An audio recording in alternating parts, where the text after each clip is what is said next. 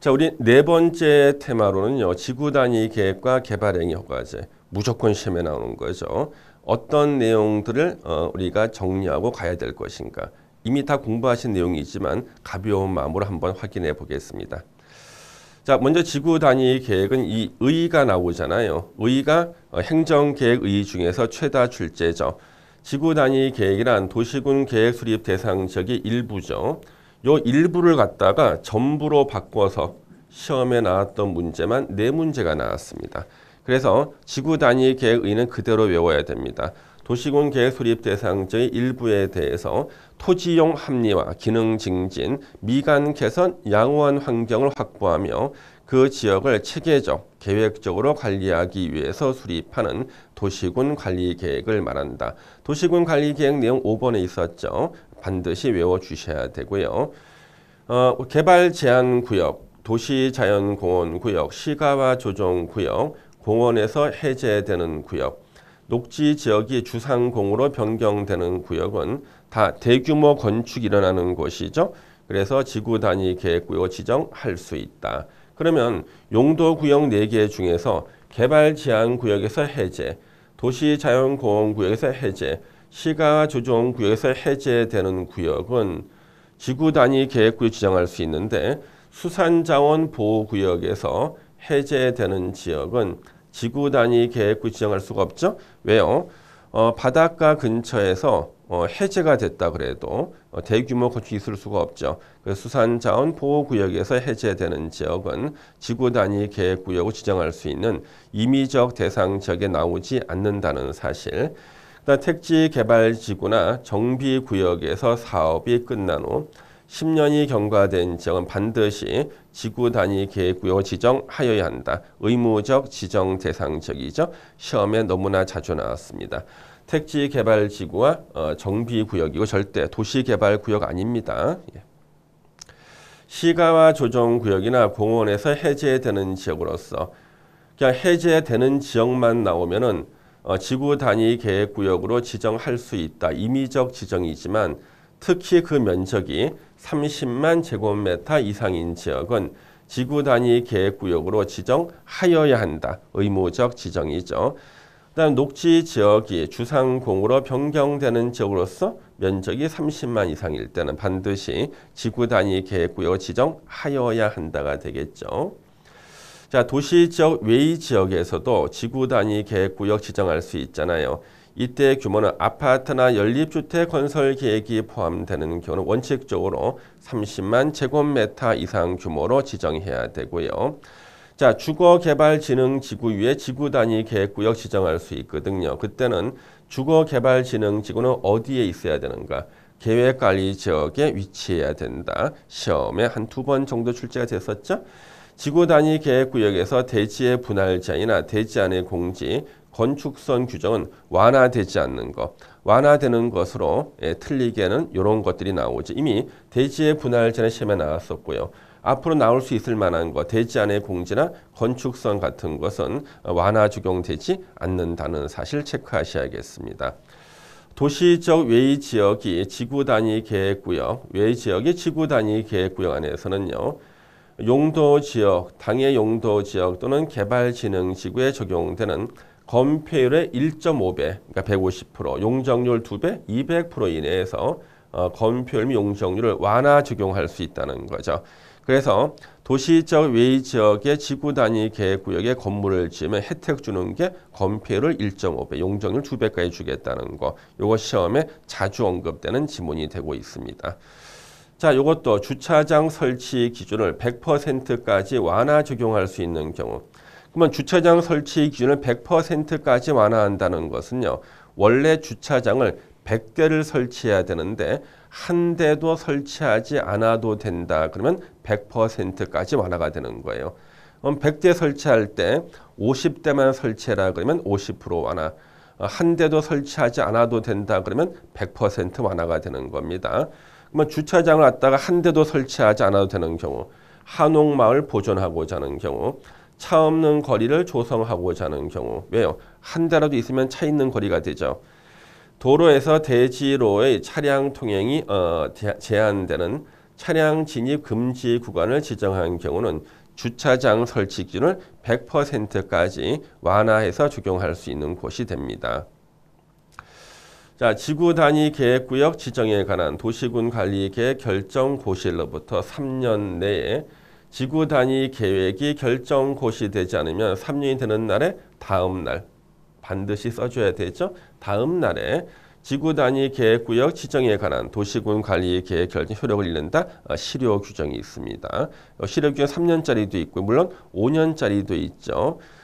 주민이 입안을 제한해서 지구 단위 계획을 수립했을 때는 5년 내 공사에 착수해야 되고 안 했을 때는 5년이 되는 날에 다음 날에 지구 단위 계획은 효력을 잃는다. 그거까지도 한번 기억해 주시면 좋을 것 같습니다. 자, 이제 우리 개발행위 허가제 역시 시험에 매년 나오고 있죠. 자, 우리 개발행위 허가제에서 시험에 가장 많이 나오는 지문들 같이 정리할 텐데요. 도시군 계획 사업에 의한 개발행위는 허가를 받지 않는다. 이 지문이 최다 출제죠. 그래서 개발행위는요, 도시군 계획 사업에 의한 개발행위는 허가를 받지 않는다. 그래서 많이 나왔던 거, 도시군 계획 사업에 의한 건축물의 건축은 허가를 받지 않는다. 도시군 계획 사업에 의한 토지 형질 변경 허가를 받지 않는다. 이렇게 계속 출제가 됐죠. 그러면 두 번째로 많이 나온 게 요 2번이죠. 경작을 위한 토지 형질 변경은 허가를 받지 않는다. 조금 더 이제 나가서 경작을 위한 토지 형질 변경이라도 지목 변경을 수반할 때는 개발행위 허가를 받아야 한다. 더 나가면은요. 지목 변경을 수반한다 할지라도 전답 사이의 지목 변경은 개발행위 허가를 받지 않는다. 여기까지 공부하셔야 됩니다.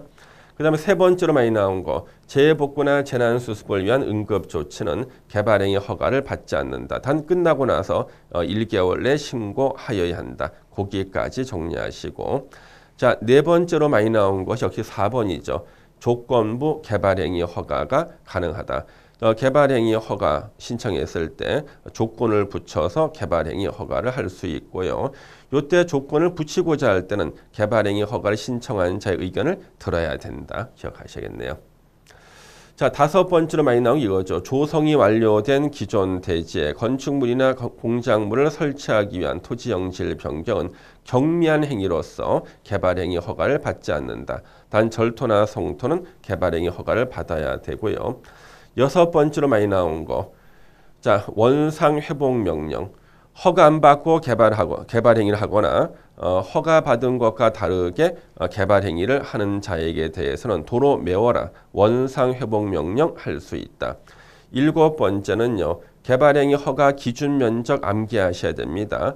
자, 관리지역, 농림지역, 그 다음에 자, 우리가 관리지역이나 농림지역이나 공업지역 같은 경우는요. 3만 제곱미터 미만으로 개발행위를 해야 되죠. 5천 제곱미터 미만 있었죠. 보전녹지, 자연환경, 보전지역 같은 곳이죠.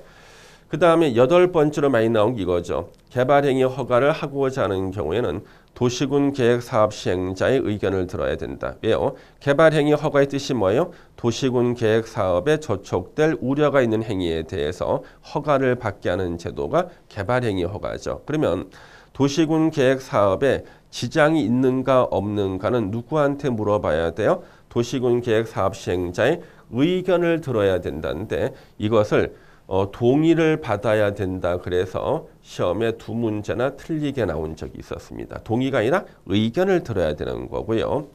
자, 9번은 뭡니까? 개발행위 허가 제한이죠. 녹지지역이나 계획관리지역으로서 절대 보전관리 쓰면 안 돼요. 녹지지역과 분위기가 비슷한 곳이 보전관리지만 녹지지역이나 계획관리지역입니다. 녹지지역, 도시지역 안에 들어가죠. 계획관리지역의 뜻. 도시적으로 편입이 예상되는 지역, 넓은 의미의 도시지역이죠. 여기서는 자, 우리 도시지역에서 보기 드문 일이 있어요. 수목이 집단적으로 자라고 있거나 조수류 등이 집단 서식하고 있거나 우량농지, 쌀한톨 심었더니 한가마가 나온다. 우량농지죠. 근데 중요한 것은 또 보존할 필요가 있어야 돼요. 수목이 집단적으로 자라지만 잡목이 집단적으로 자라면 보존할 필요가 없죠. 조수류가 집단 서식하는데 참새 때나 이런 것들이 집단 서식할 때는 보존할 필요가 없죠. 저를 닮은 새가 있죠. 이미지가 닮은 거, 학 같은 거. 그러면 학이 집단 서식하는 곳은 보존할 필요가 있지 않겠습니까? 그때는 개발행위 허가를 제한할 수가 있습니다. 몇 년간? 3년 이내 개발행위 허가를 제한할 수가 있고요. 지구 단위 계획구역으로 지정된 지역은 장차 지구 단위 계획이 수립될 예정이죠. 계획은 원래 지연되기 마련이죠. 그래서 원칙 3년에다가 2년 연장, 3년 플러스 2년, 최장 5년까지 개발행위 허가를 제한할 수가 있고요. 자, 우리 성장 관리 방안을 수립하는 대상 지역은요. 유보용도 지역과 보존용도 지역이죠. 유보용도 지역, 계획관리, 생산관리, 자연녹지.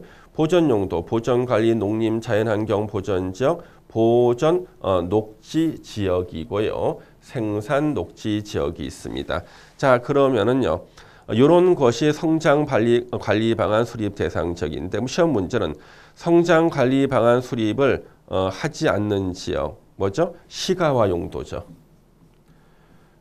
시가화 용도 지역은 성장 관리 방안을 수립하지 않는다. 그러면 시가화 용도 지역 어디예요? 주거, 상업, 공업 지역. 그래서 주거, 상업, 공업 지역에서는 성장 관리 방안 수립하지 않는다. 시험에는 물론 출제가 됐었죠. 자, 개발 밀도 관리 구역이란 개발로 인해서 인구가 증가하는데 기반 시설이 부족해지겠죠. 근데 기반 시설을 설치하기가 곤란한 지역을 더 이상 도로 추가 설치할 땅도 없고 추가로 공원 설치할 땅도 없다.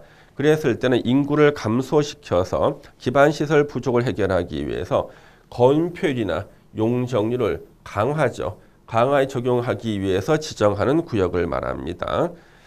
그 다음에 6명 시장 군수는요. 어디에다가 주거, 상업, 공업지역 건물이 많이 들어섰죠. 개발이 끝나서 더 이상 기반시설 설치할 땅이 없는 주거, 상업, 공업지역에 개발밀도 관리구역 지정할 수 있고 시험 문제는요. 절대 국토부 장관이나 도지사는요. 지정할 수가 없다는 거죠. 6명 시장 군수가 개발밀도 관리구역의 지정권자가 됩니다. 그 다음 6명 시장 군수는 개발밀도 관리구역에서는 당해 용도 지역에 적용되는 용적률 최대한도의 50% 강화. 그 얘기는 뭐예요?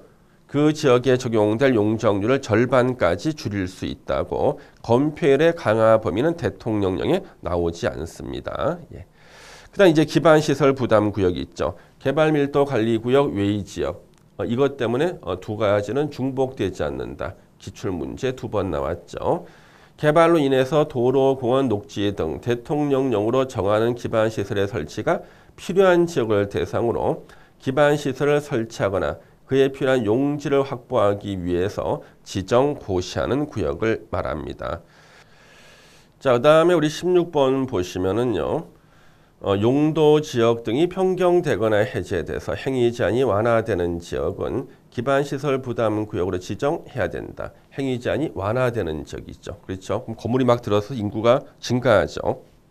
기반시설이 부족해질 테니까 기반시설 부담구역 지정해야 되고 6명 시장 군수는 기반시설 부담구역 지정 변경하려면 주민의 의견을 들어야 한다.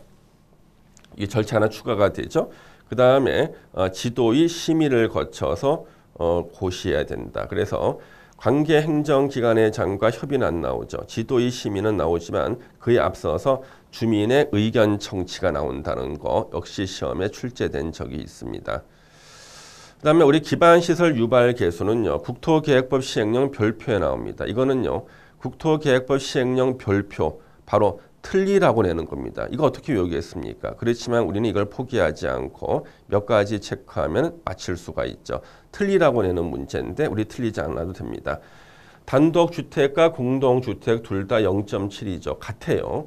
공동이 더 큰 게 아닙니다. 그렇죠? 그 다음에 숙박시설, 여러분이 좋아하시는 숙박시설이나 위락시설은요. 위락시설은 제일 크죠. 2.1. 숙박시설은 1.0이에요. 항상 숙박시설과 일학시설 같이 묻혀서 다녔죠. 항상 붙어가지고. 그런데 여기서만큼은 서로 떨어져 있습니다. 그 다음 1종 근생이 1.3, 2종 근생이 1.6인데 숙박시설이 1종이나 1종 근생보다 더 작다는 게 핵심 사항입니다. 그렇죠? 교육연구시설 0.7, 의료시설 0.9. 왜요? 병원 가서 안 나오거든요. 숙박시설도 들어가서 잘 안 나오기 때문에 작아요. 위락시설이 제일 크다는 거. 요 정도는 좀 기억하고 가시면 한 문제 맞힐 수가 있겠네요. 예.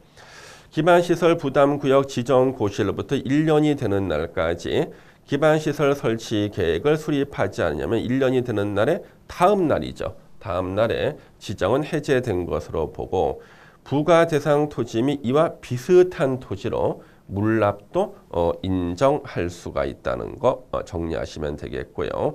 끝으로 기반시설 부담구역에서 기반시설 설치 비용이 부가 대상인 건축행위는 단독주택이나 숙박시설 등 200제곱미터를 초과하는 건축물의 신축이나 증축입니다. 인구를 증가시키는 것이 신축이나 증축이죠. 개축이나 재축 X. 기존 건축물의 연면적을 포함하는 것이다. 여기까지 해서 우리 개발행위 허가와 관련된 내용을 다 정리했습니다.